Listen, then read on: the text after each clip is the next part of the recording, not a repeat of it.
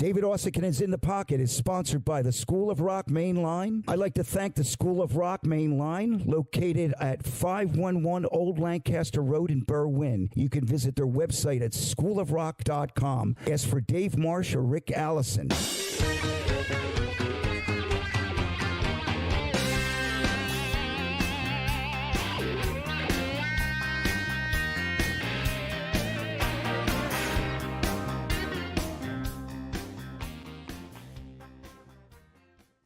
And welcome to take 2 of episode 121 of the David Uosikkinen in the Pocket podcast. Back here with Dave and Fred. And last time we had the great Rob Stoner as a guest. Of course, you know him as Bob Dylan's band leader back in the 70s and a million other things. Great guy. Yes. We had him on. He was fantastic. But we had a few technical difficulties. He was living on my phone, you know. There was like, I was moving around. Rob went as I went. Like, I needed a drink. It was like, oh, it was Rob. Yeah, you needed a magnifying glass to see Rob. Yeah, But the good news is, thanks in large part to our great producer Rich DeSisto, and Rob being such a great sport, he's agreed to come back with us again. And we're going to have him on the screen, full audio, full video. So, you know, we're going to revisit some of the things we talked about last time and a whole lot more. Great stuff. So let's get him back on. The great Rob Stoner. Hey. So good to see you all. Swing into Rob Stoner. Thanks for having me on the show, bro. Thanks for coming back. Yeah. Man, good to see you. It's good to be seen. Yeah, man. Well, yeah, true that. You know, it's good, man. Well, how you doing? Never better, man. I love living the dream, man. Yeah. Man, I tell you, every time I see you, like, well, this whole social media thing, you know, you engage. You got your guitar and you're playing songs, and you know, you're working it. Yeah, guitar, bass, and piano. Yeah, and mostly singing. Yeah, dude.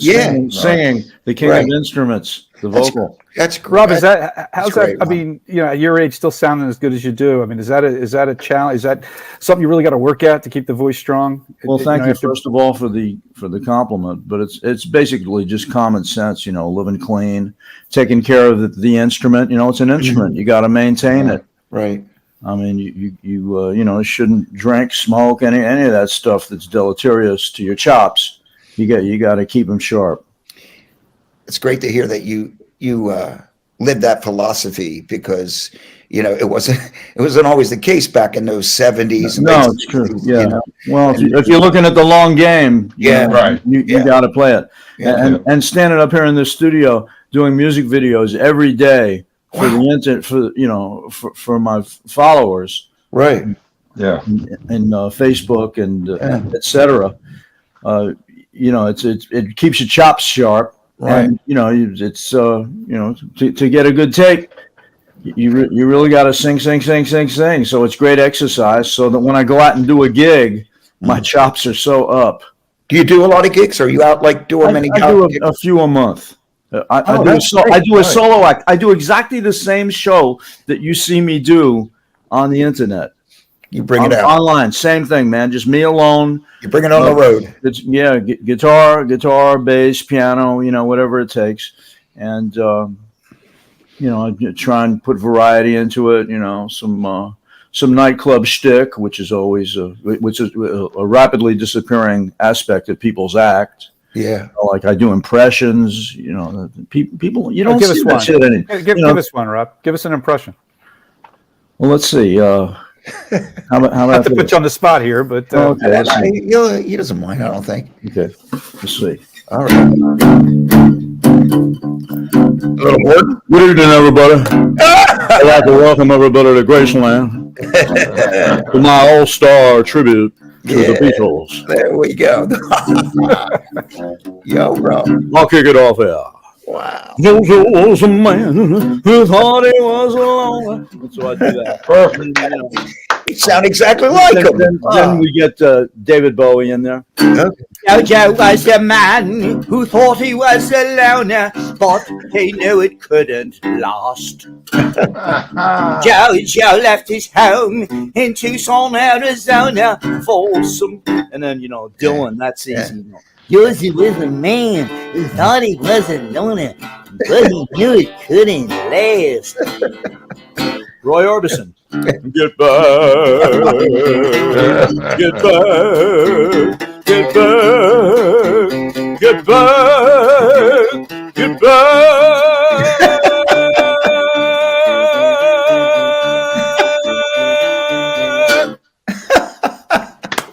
Bravo! Can I just say that Robin Gibb of the Bee Gees. Oh. He has to do it very softly. Yeah. Georgia was a man who thought he was a loner, but he couldn't last. Oh boy. Sinatra in there. Sweet Loretta Martin thought she was a woman, but she was another man. Wait a minute. This Martin chick is a woman, but she thinks she's a man? What's up with that? Is this gender dysphoria? What do you think Frank would say? Yeah. And then you know, a little bit of stand-up shtick. For instance, Yeah. well, you know, I used to date a chick like that, and A dame. He would say after we dame. finished being intimate, I'd see her trying on my underwear. Oh, I'd say, boy. "Baby, what's this?" She'd say, "It's a make-believe ballroom." But I'm bump. Thank you very much. I had to give it to you. I'll be here all week. Yeah. Don't forget your waitress. Try the veal. I got to So- say, the first 5 minutes of this podcast have completely made up for any other issues we had last week. This was tremendous. totally. We can all go home now. We got Rob Zach. We can all go home now. Yeah, there's my act. You don't have to come see me now. Rob, when you were out, when you know, I got this. You know, you're probably got enough with the Ronson stuff, but when you were doing Bowie, I thought, did Bowie ever come out? When Ronson was touring with Dylan, did Bowie ever come out? No, he never never made the scene. He never came out to see what you guys were doing. Okay, all right. He wasn't going out then. Well, not where we were anyway. Yeah, I think him and Rano were kind of estranged at that point anyway. Oh. So, you know, it really wouldn't have worked out. Right. In case people don't know, I mean, your career. I mean, you like I mean, you did some. I mean, you were playing and doing. You know, had a child artist career. You know, we got into that a little bit with Roy Rogers and stuff like that. Oh yeah, man. You know, there he is. That's me with Roy Rogers in 1952. I was 4 years old doing a Yeah. modeling job there. Yeah, And I never knew that stuff. I thought you started with Don McLean. yeah, right. You know Well, what I mean? I mean, it's interesting that Roy Rogers is referenced in the American Pie lyric. Oh, wow. Because if the Bible tells you so, the Bible tells you so was a Roy Rogers and Dale Evans duet that was a hit record in 1956. And Okay, I so- never knew that reference. Is- I thought I knew all the references in American Pie. I did not know that. well, yeah, there's a lot you might not know in there. For instance, as I was saying at our last session, I'll say the stuff again since you're on the Please. subject. Yeah. I'm I looking think at- it's looking important. at the thing here. It was great stuff, and I'd like to, you Thanks. know, that was one of the reasons I was like, oh man, I'd like to Yeah. get that back on. Yeah. If we couldn't see you. Yeah. Well, the players on the date, let's see, that's Paul Griffin on piano, Roy Markowitz on drums, David Spinoza on guitar, and myself on bass and harmony vocals. I'm the guy singing the high part one. You know, bye, bye. You know, the higher part above McLean. There's only two guys singing on that thing. Yeah. On those fast You remember recordings. where you recorded at? Where was that recorded? The record plant, 44th, Oh, wow, really? 44th Street, Manhattan. Wow, what a great studio. Yeah, it was Remember, fabulous. what was it? Do you remember? Because downstairs, Studio A, B. It was A. Yeah, it was A. Yeah, there was one. First floor. Yeah, wow. Yeah. That place. Was And anyway, the players on this date that I just mentioned, many of them have been associated with several characters that are depicted in the song's lyric. Paul Griffin, who is the piano player on the date, he and I have both worked separately with Bob Dylan.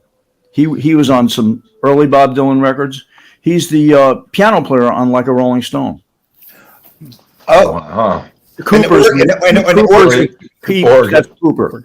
Al Cooper. Al Cooper played Yeah, right. organ on it. Yeah. That's a great story about how he got involved with that too. Yeah, it is. Yeah. So we both worked with Dylan at different times, and I worked with Ringo Starr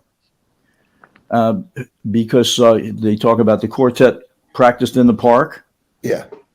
So Griffin and I both worked with the Jester, who is Bob Dylan referred to in the lyric.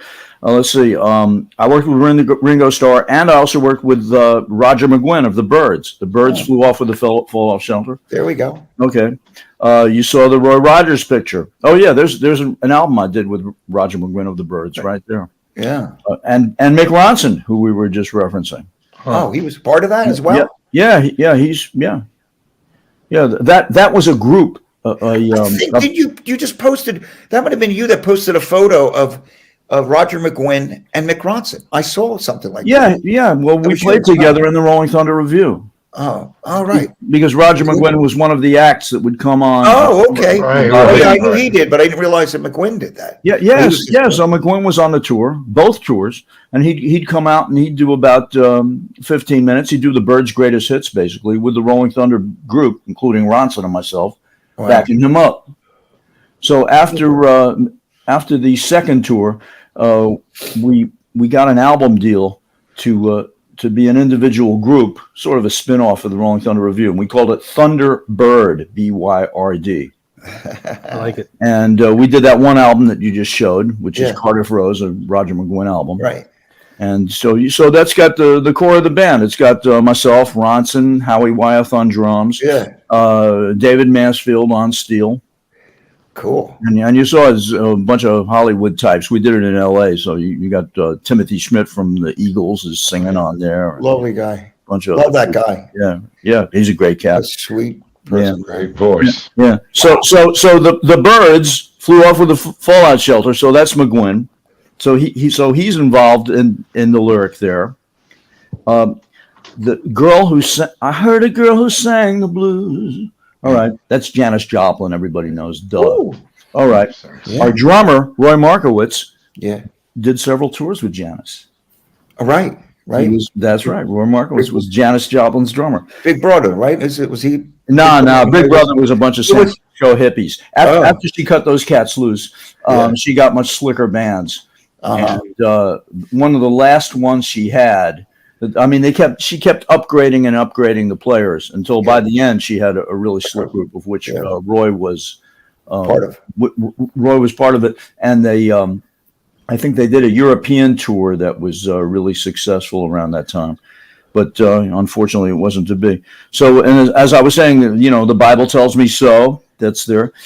David Spinoza, our guitar player, he also recorded with a guy from the quartet practiced in the park.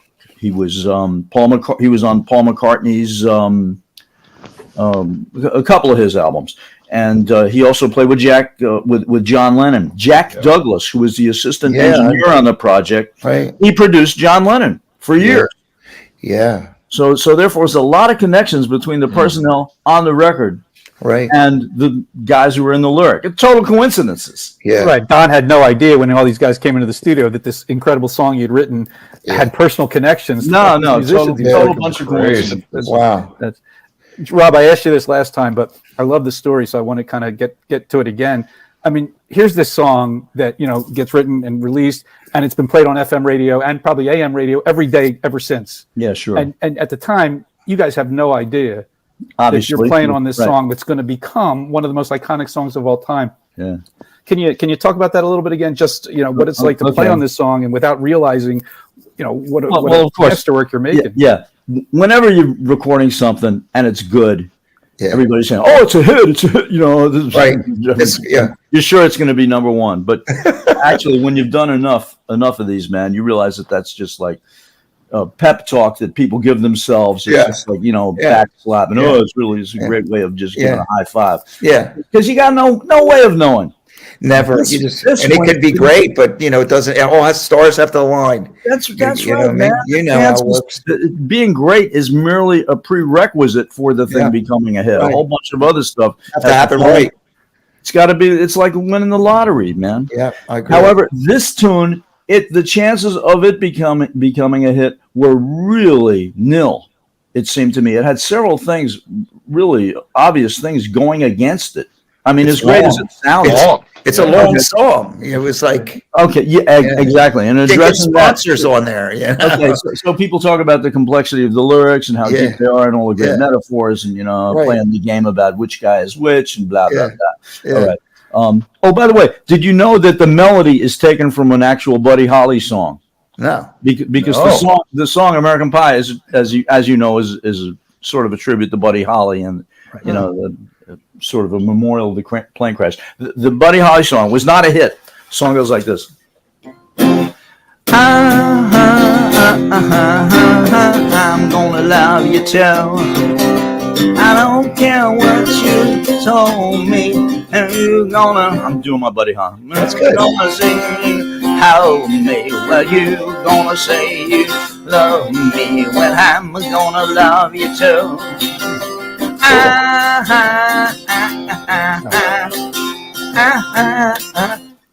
It's the same melody and the same chords, dude. Yeah.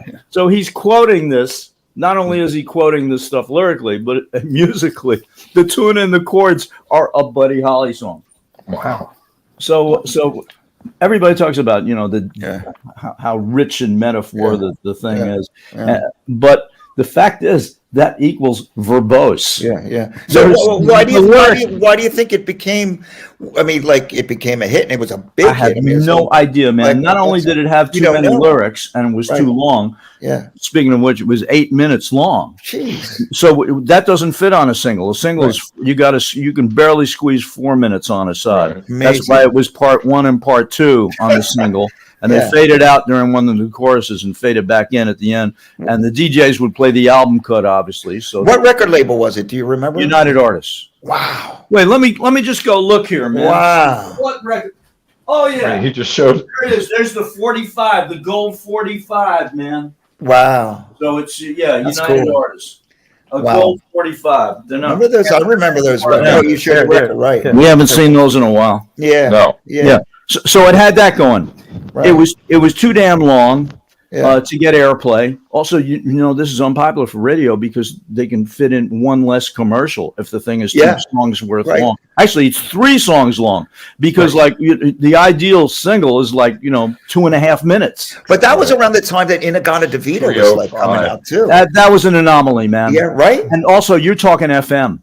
Yeah. Oh, okay. Right. Okay. And the Inagata DeVito version they played on AM edited out. It was 3 minutes long. It was 3 minutes long. The single version. Yeah, exactly. It was the one where the DJ in the club goes out. He's got time to go out and smoke a joint out back. Right. And he puts on the long version. Yes, same with Light My Fire. Yeah. Right? Same thing, man. They had the edited versions and they had the single versions. Yeah. And so American Pie, they didn't edit it down. They just like cut it in half.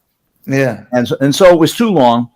It's a great story. The imagery just seemed like so dense, and I mean, it was like cute and everything. But Jesus, man, the other main thing it had going against it was the fact that how they used to say on Bandstand, "Oh, I can dance to it." Yeah. How are you going to dance to this tune, man? It starts out slow. It has a rubato section at the beginning. Starts slow. Then it goes into tempo. Then it disappears into the rubato thing at the end.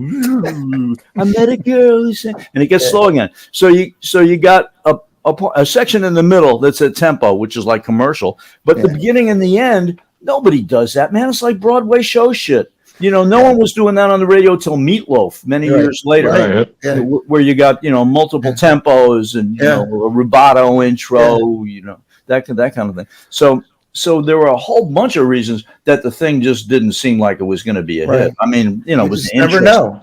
Yeah, you never know. And it took you think about it, like, okay, well, Don, of course, wanted it out there, and your guys, the band, were excited to get, but it really had to take some guy, like some A&R guy at the label said, like, I believe in this, it's out, and then somehow what do they call it? It went viral. The initial viral thing was like the original version. Yeah. Yeah. Right. And United Artists was not a big label with a lot of clout either. It sounded, they didn't have a lot of artists, man. They were like kind of a dinky label. They weren't like, Columbia or RCA or, Capitol or any of those. UA, man, they were nothing. They were like an offshoot of a movie company. I never would. Right, and it's not like Don McLean was a huge name before that song either. He was unknown, man. He had one little dinky album. Right, exactly. But that album, I must say, did spawn 2 big airplay tunes, which became big for other people, such as "Castles in the Air." That one, and one McLean's biggest earner besides American Pie is "And I Love You So." Recorded by Elvis, Sinatra, Perry Como, Dean Martin. This song, it's a real cheesy, type of MOR song. MOR, remember that shit? Yeah. Let's see. And I love you so. People ask me how I lived up till then. I tell them I don't know. It's a real cheesy tune, man. All the cheesy singers dug it. I think Andy Williams had a hit with it. Wow. Andy The Williams. book of life is brief. I mean, Jesus, dude, man. Rob, do you remember the first time you heard American Pie on the radio? Were you or Yeah, man. It's right here. Yeah, what a thrill. I mean, I was a young guy, man, and this was like my first #1 record. Yeah, that's exciting, man. The next one I played on that was #1 was still a hit this week. It was #1 for 5 weeks. Which song? In 1970, early 1976. That's Desire. Oh wow, by Bob Dylan. Wow. Oh wow. Well, we obviously have to talk about Rolling Thunder Review and that era of Dylan too, and you being his band leader. And again, we're kind of retreading ground we covered last time, but that's cool, bro. But I want people to hear this because this is great stuff. I mean, we talked about all those celebrity musicians showing up, and you kind of cutting in there and say this shit's not going to work. We got to get to business. I mean, that's kind of the way it happened, right? I mean, it's. Yeah, it was just the producer wasn't doing his job. That's the problem was in big corporations, very often the producer is not really involved in the production. He's a bean counter, just a suit who's sent by the company to just keep an eye on the budget. Yeah. And in the case of the Desire album, there was just such a guy there, and they needed someone to step in and say, look, this is not working. This is ridiculous. And the dude who was the producer, he was just a company suit. Too laissez-faire. Do you remember what year that was? Was it what year? Yeah, that was the summer of 75. 75. Yeah, right.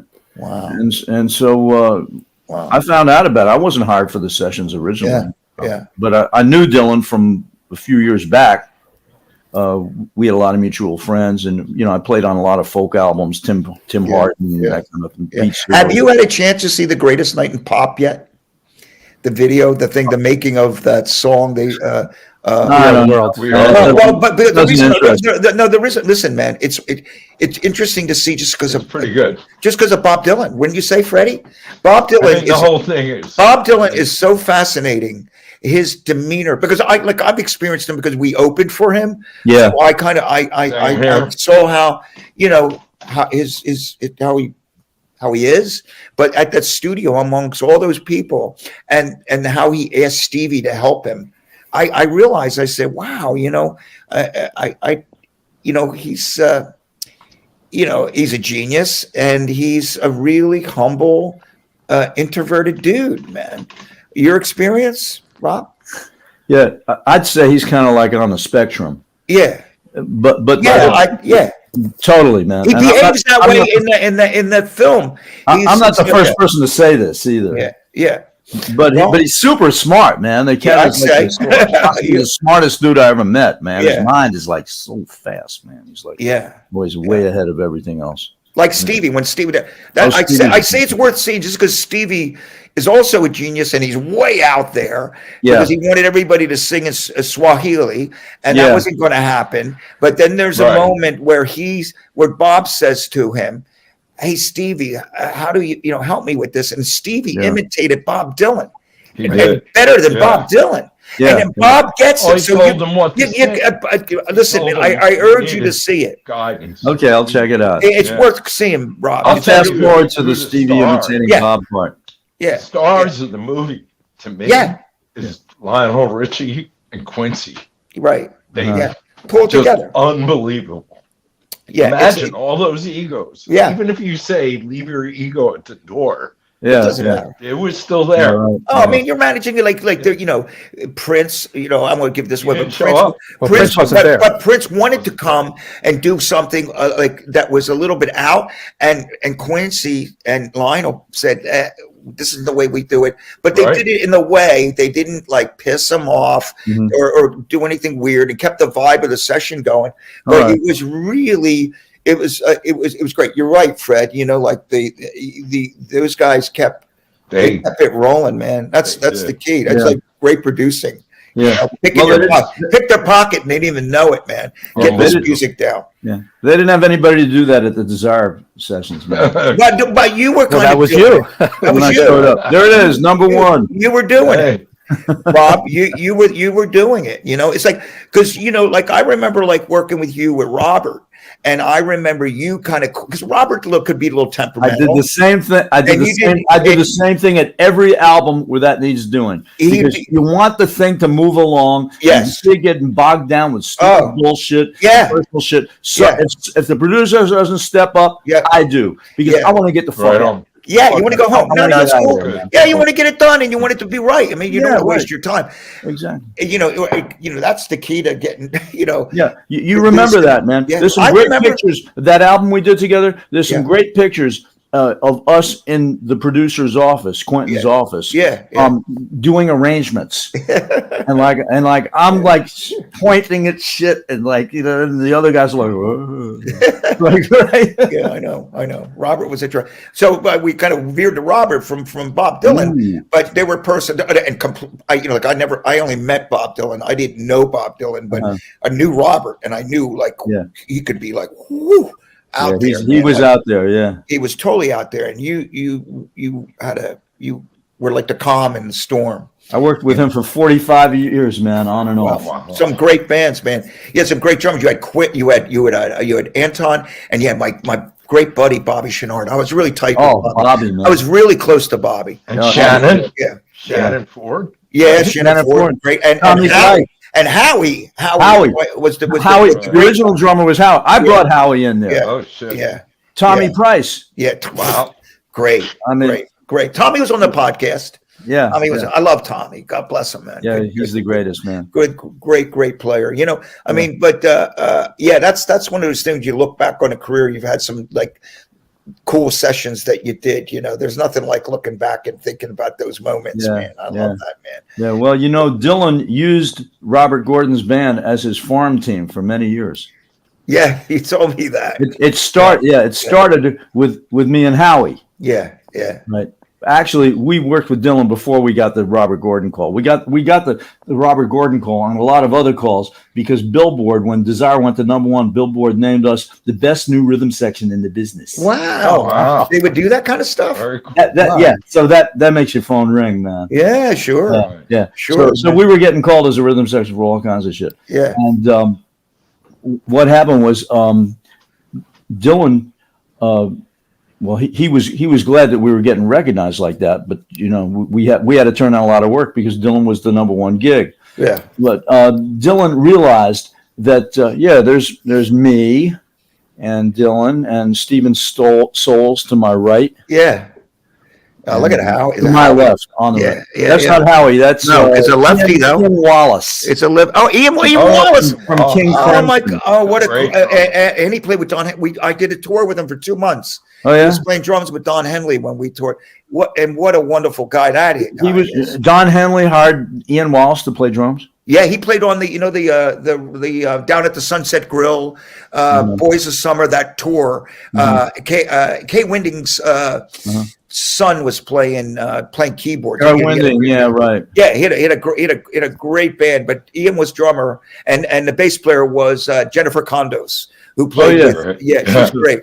But man, Ian, because they started using the Lindrum, and then Ian was playing along with the Lindrum, and he just locked in. Like, he was just a beautiful, and what a great guy. I mean, it was like one of my first like big tours that I ever did in '85. We were already touring, so it was the first like tour, and he was just always so willing to teach me the road. He was very gregarious individual.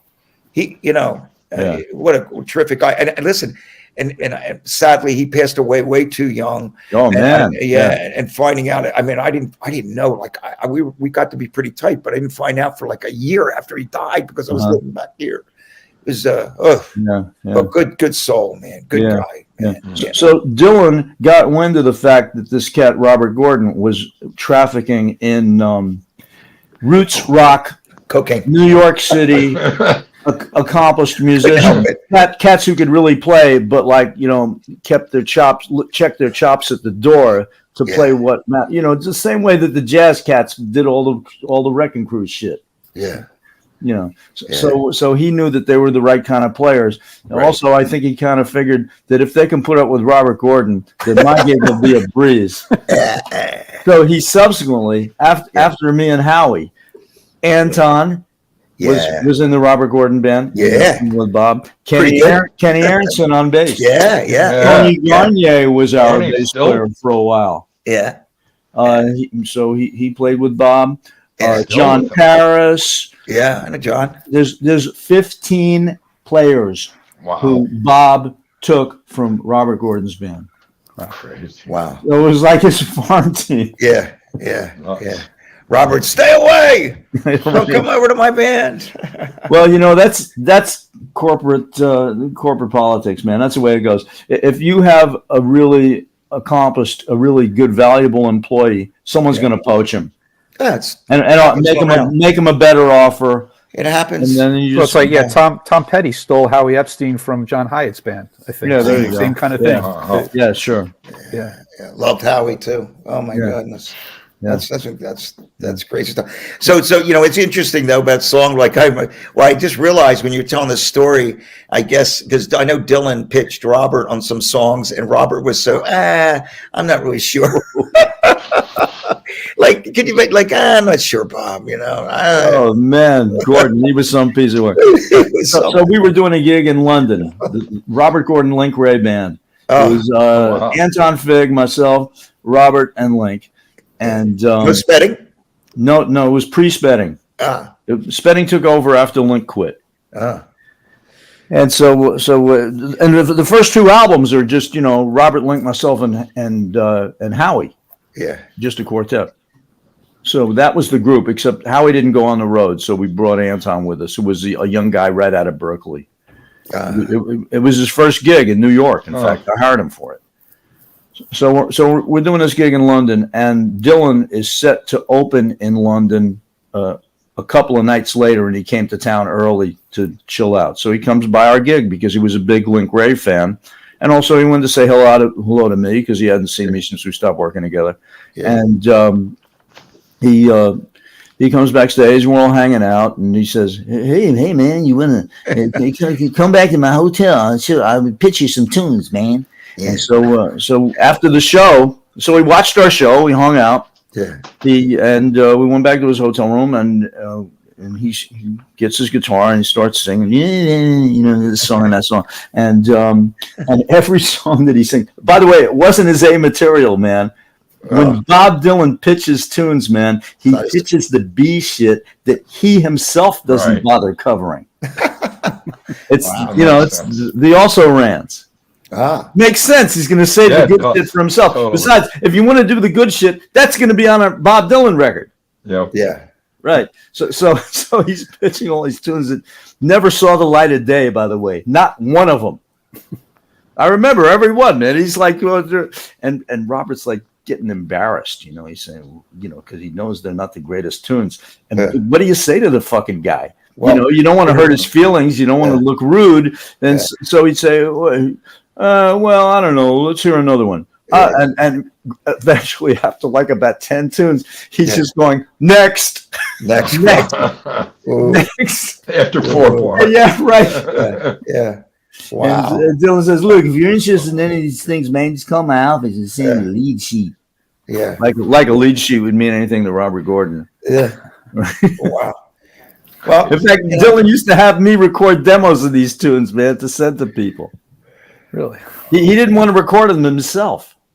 You dig? when Because you then were, they would when you were recording put out, demos, and what did you people would think think, of "Oh, your- this is a Bob Dylan recording." No, it's not, man. It wasn't meant for public consumption. yeah. If someone wants to cover it and he makes some bread off it, Yeah. God, it's like that tune "Wagon Wheel," man, which was just laying around for 100 years, Right. and and then the Darius Rucker dude got lucky with it. Wow. But it's just odds and bits. The guy like this has like 10 million fragments, and he's always putting them together. And just like any songwriter, except to on a much greater scale, because he's writing all the time, and his mind is just, exploding. And shit. And so he ends up with a lot of stuff. And he never gets off the road. I mean, he's constantly touring. I mean, it's Well, it seems that way, bro. But he does that. He when he's on the road, it's very concentrated, which is why it gives you that illusion. But he structured his life so that he can spend a lot of time at home writing, because he knows that's where his bread is buttered. yeah. Wow. Wow. So he's pitching all these. So we're leaving, man. I said, "Robert, man, why didn't you at least be nice to the guy and say, oh, that's interesting, or something non-committal like that?" And Robert said, "I don't know, man. It seemed like he was dissing me, man, by this grade B material." He was dissing. Showing RG these leftover tunes. I said, "RG, you should have just said yes to one. If you just did one of these songs, no matter how shitty, it would be great for your career." Yeah. Because people would make a big deal out of it, even though the song sucks. Because plenty of Bob Dylan songs aren't great. I mean, he's got some great songs, but the guy with that many songs, you can point to songs on just about every one of his albums. It is, it's not up to the rest of them. Because by sheer numbers, the odds of them all being like incredible, it's impossible. Yeah. But it's still a Bob Dylan song. Exactly, it's still a Bob Dylan song, and that's the big deal. So Well, there's a play right now going on. Like I just saw it when I was having dinner tonight. They were advertising I don't know where. With the girl from the North Country, the one at the Yeah. Forest Theater Yeah. in Philly. Yeah, Yeah. It's all Dylan. It's all Dylan music, and apparently some obscure stuff is in it too. Yeah. Huh. Yeah. I thought that was super cool. Something like that was going on. I mean, didn't Think Twyla about it. Tharp or somebody choreograph a whole Dylan show that was on Broadway a couple of years ago? Huh. There was, man. There was a Dylan show. It kind of came and went, but there was a Broadway show of people dancing to Dylan music. Rob, we're losing you. I only got half your face. Oh shit! There we go. There we go. Hey y'all. I was losing you. I go, oh, they're gonna think I got the cell phone out again. 'Cause you were getting littler and littler on the Let me see screen, here, man. and I needed you back. It's like I gotta get you back. There we go. Let me see. Boom. There we go. There we are. I had to fix my thing up too. So what's I'm Yeah. sorry, Dave. No, Before go ahead. Before we get off Dylan, stop talking about Dylan. I do have to just ask.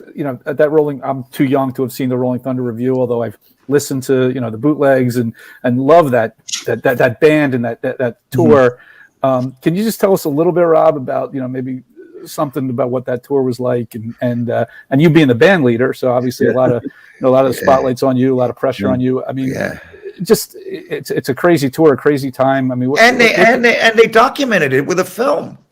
Ooh, don't get me started on that. Oh, that's really fascinating. That was a great moment film. last time. Scorsese. Yeah.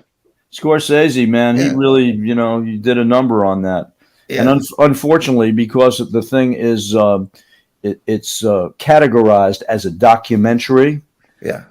People take it as verbatim, and when in fact it's all fiction, except for the concert stuff. Obviously, you can't falsify concert material. The stuff that's on stage is the only stuff that actually happened. All of the stories and anecdotes and interviews and crap are all made up, and they're full of red herrings. Wow. And ridiculous stuff. None of that shit happened, man. They just made it up to make it like Spinal Tap. You see, they had just done No Direction Home together. which was a serious Bob Dylan documentary. Yeah. And so this was going to be the follow-up to it. And so they figured, well, let's, throw the rule book out the window and do something completely farcical. And so they just did a farce thing with a bunch of stupid jokes and actors playing it's a drag because the people who really did the work, their names weren't mentioned, and their work was attributed to made-up characters that were stuck. For instance, my name is never mentioned. They went around when they still intended to make a serious documentary. They went around to all of our places and interviewed us. Scorsese sent a crew to my house. Mm-hmm. He sent them to everybody's house who was still alive, and got our testimony. Man, they spent the whole afternoon interviewing me. In fact, the guy who interviewed me was Dylan's manager, Jeff Rosen, the same cat who did the interviews on No Direction Home. So there was going to be like, the sequel to No Direction Home. But they decided not to use any of that stuff and instead just make stuff up. Wow. So it's really sad, man, that, in future generations will look at this as the story of the Rolling Thunder Review. I'm never mentioned. Jacques Levy, who was the guy really who staged the whole thing, he's never mentioned. The promoter's work is attributed to some actor. The filmmaker is portrayed by an actor who is Bette Midler's husband, the guy with the accent. He's the filmmakers were actually really great guerrilla filmmakers who I'm surprised that Scorsese would diss his own colleagues by attributing their work. The filmmakers were the guys who shot the concert sequences, which are the meat and potatoes and selling point of the documentary, especially when you find out that the rest of it is all bullshit. And so Scorsese not only didn't credit them, except for like some tiny little print in the crawl towards the end, you see their real names, 1 minute from the end. And so their work is attributed to some fictitious character. So everybody's going to think all that great concert footage was shot by this actor dude who's, with a funny accent. So it's like just a shit show, man. I hate that fucking movie. Did you confront Scorsese about it? I did, man. I got it. Mention that. I think we got it. There's some photographs of it, that I post from time to time. At the premiere party at the Tavern on the Green, I saw Scorsese sitting there, and we just come from the screening, and I got in his face. I said, "What the fuck, man?" And you see me talking to him, and he's sitting there like all he can say for himself. Well, we wanted to do something different, That's we wanted to take a different path, Which I think could have been cool if he presented it that way. Yeah. If he exactly he presented it as a documentary, man. Right, so it's false advertising. Yeah. Well, But tell he us never something, did. Rob. Tell us something from the tour that was real. I mean, because I love hearing stories, that really happened from back in the day. What's a good story from the tour, or something you remember from the tour that stands out to you? Oh my God, it was just great every night. I mean, when we go to these when we go to other people's towns where there was someone famous, like we go to Toronto, Gordon Lightfoot's. Yeah, wow. We have Gordon Lightfoot. He comes up and we give him like 15 minutes in the middle of the show, and he does his hits, and the people go nuts. Sundown. Yeah, especially I because love that record. I just started reading Jim Gordon's book, and what's it called? The Demons and Drums. Yeah, right. I just started reading it. Yeah, I want to read that one. And it was talking about him playing with Gordon Lightfoot. I mean, he plays on Good Vibrations and all this amazing stuff about him. But we auditioned Jim Gordon for the '78 band. Oh wow! And he came down. He played great. Yeah, he was totally professional. None of the wacky stuff that you hear about, man. Being violent or anything. And he was great. Dylan liked Wallace's playing better. Actually, first he liked Denny Sewell from Wings. Yeah, I know Denny. Yeah, and so we had Denny rehearsing with us for weeks, and then his visa didn't come through because he'd been in McCartney's band. Oh. And you know what happened to McCartney in Japan? Yeah. We were on our way to Japan. So Japan denied his work visa for the gigs we were about to do all over Japan. Right. So therefore we couldn't bring Denny. So that's when we ended up with Ian Wallace. Yeah. Wow. And Jim Gordon auditioned. Wow, that's amazing. Jim Gordon, he would have been great in the band, man. Yeah. But Bob, for some reason, he liked Denny Sewell better, which was cool. Yeah. Yeah. Bob makes his choice, band leader, whatever. Well, whatever the vibe that's is. the thing. When you're somebody's musical director, man, you do your best, to try and do decisions by proxy. But when it comes down to it, of course, the guy who signs the check has the final word. Yeah, Right. Yeah. So I'd get something really great together, either personnel wise or like some musical thing or something, and we rehearse it and shit. Because Bob wouldn't show up, man. That's what you leave to your MD, man. The MD rehearses the band and puts in all those hours sitting with the musicians and getting this shit together. Yeah, and it saves you a lot of time. No star does a hands-on version of that shit. He's always got some. Hey, Billy Strayhorn did it for Duke Ellington. There's always a cat who you designate as MD. Right, as your MD, and he's going to do all the nuts and bolts, day-to-day shit that you don't want to be bothered with. That's what you pay him for, and that was my gig. And you get paid extra for it, man. It's a union stipulate. You got double scale for that. Yeah. So I'd get something really together, and knowing Bob as well as I did musically, I'd say he's going to love this. And he comes into rehearsal finally after a few days after we were working on shit. Nah. Yeah. It happened all the time, man. It happened. But then, like months later, he'd say, "Hey, But you the remember thing- that version of so and so you did play for me, and back in Santa Monica?" I say, "Yeah." And then you got it. You pull it out, and you got it. It's in the catalog. Wow. Yeah, look, man, I experienced I remember just being on the side of stage and watching him change on a dime, like what he wanted to do was just remarkable. And Chris Parker, my friend Chris Parker was playing with him at the time. And I remember Chris and GE kind of giving us a look like, whoa. Oh, yeah. One is in a different place now, isn't it? Yeah. Oh, wait a minute. He's got a capo on a different fret. That was the thing, the key thing. Yeah. Man, the last minute key change shit. But I'm used to that shit from folkies. Yeah. From having been a accompanist for folk singers, jazz cats do the same thing, man. Right. What they do is if you're good enough to be on stage with this cat, then he shouldn't have to tell you keys and shit. He shouldn't have to count off the tune. He shouldn't have to tell you whether it's a shuffle or four on the floor. You listen, you watch, and you can figure out what the fuck's going on. If you're good enough to be up there, you're good enough to follow that shit without any verbal commands. Otherwise, True. It's bush league to be up there. Shuffle 1, 2, 3, 4. It's an A flat. No. Yeah, that's bullshit, man. Just follow the guy. Yeah, really. Yeah. You just watch him and you figure it out. He drops a beat, no problem, man. Okay. It's a bar of 7. That's all.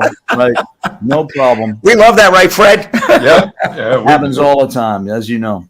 And you got to be ready for it when it happens. Yeah. Oh, stop the take. The leader made him drop the beat. No, dude. It's his date. Follow. Right. It's his gig, man. Yeah. If he wants to play a 13-bar blues, it's his prerogative. I'm there, man. Right. I ain't gonna correct him. Well, they're the boss. They're the boss.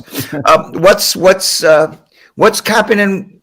What are you doing now? Let's talk about what Rob Stoner's up to of late. You're writing songs. We talked about that. Yeah, man. What are you doing? I'm editing my autobiography. Oh, cool. Nice. Yeah, Wow. That's awesome. which I'm sort of been doling out piecemeal on Facebook. Do you have a? For years. Yeah, but why don't you put it out with a real publisher?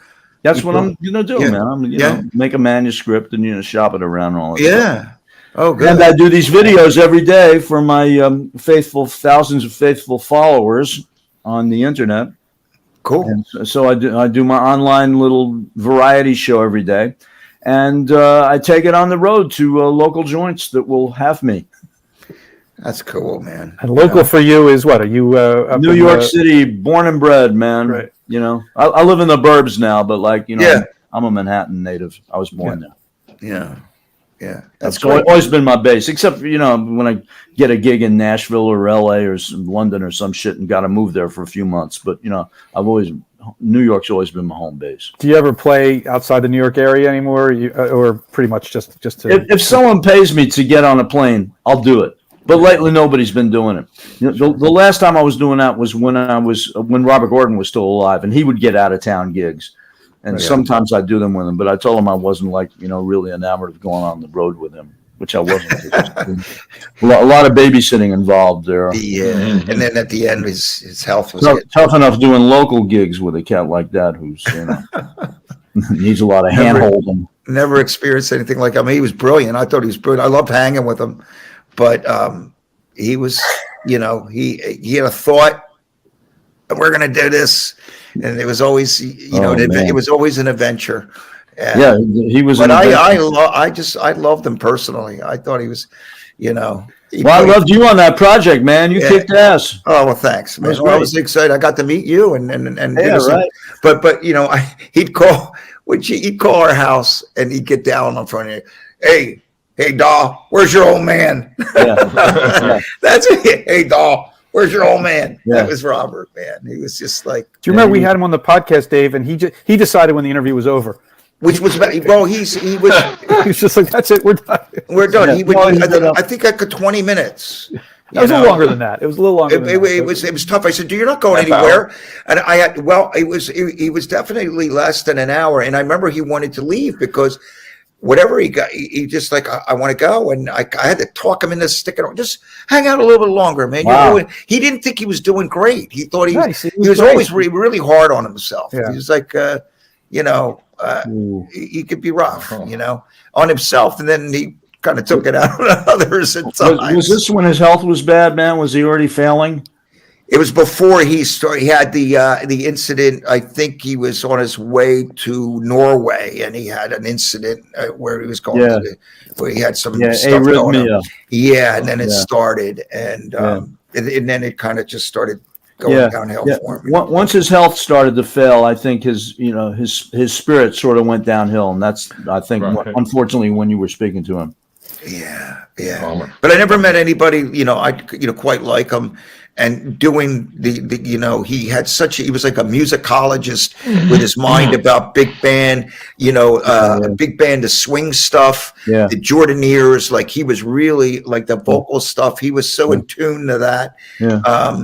He was just a remarkable guy. Yeah. We had the Jordanaires. One of our albums, we had the Jordanaires on it. Oh, wow. I know about that. Yeah. That was fantastic. I mean, you did some great work with him, and it's, he has he's one of those guys that I would, like when people look at statistics and stuff like that for quantifying Rock and Roll Hall of Fame. Yeah. He's like, to me, he's like a Rock and Roll Hall of Famer. Totally, man. Just like, am I wrong? Because I think that, but I think he was so, it's like certain people that had that brought some art to the world that even though he, there was like swing and he borrowed from some genres, but he was a total original. He was totally original. Man. Original, right? Am I right about that? So you're totally right. He made it his own. Yeah, He made shit his own, man. Yeah. He was he took an amalgam of great American traditions and spat out something new from it. Yeah. I don't know if he'll ever get consideration for the Rock and Roll Hall of Fame, but he's one of those guys that, like, Dude, you give it a shot, if life was fair. Yeah, I know, you're right. Like, I know it really is tragic. Look how long it took Link Ray to get in there. Exactly. And he had hit records in the 50s. Yeah. Instrumentals. I mean, come on, man. We could do a whole podcast about all the people that aren't in the Rock and Roll Hall of Fame. Oh, dude, I go on about that online on my posts. Yeah. Well, now they're starting to induct newer pop stars, which is whatever. That's fine. I mean, but Mariah Carey's going to get in. Right. But this means a whole generation of cats and chicks. Connie Francis is not in the. Yeah. How come Mariah is there and Connie Francis is not? Connie Francis sold more records. Yeah. During the early